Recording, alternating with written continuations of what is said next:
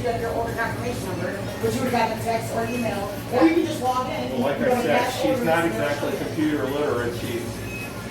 So yes, I did. Once she put her PayPal information in, I got a. I don't know what the order was. The name was Letty Bisley under her email.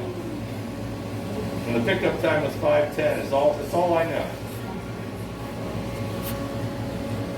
The email was this location and not a different I would site. say Bayless, Marion Heights, yes, right here. I've made mistakes like that site. Our app and our website messes up all the time, so. That was, that's it, I've done it Go wrong. to your, you need to go through your email. You gotta have a confirmation. Dude, you only got one sandwich?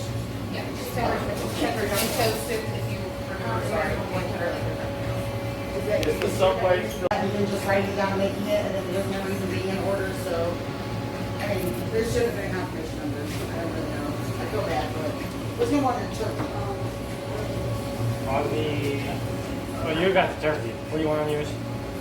Mayo, lettuce, and olives. Mayo lettuce and Black olives? like You olives? said it was toasted thin meal. If you didn't, that's okay. I was just gonna have you toast it. Because he ordered it, not me, and so he Maybe afterwards.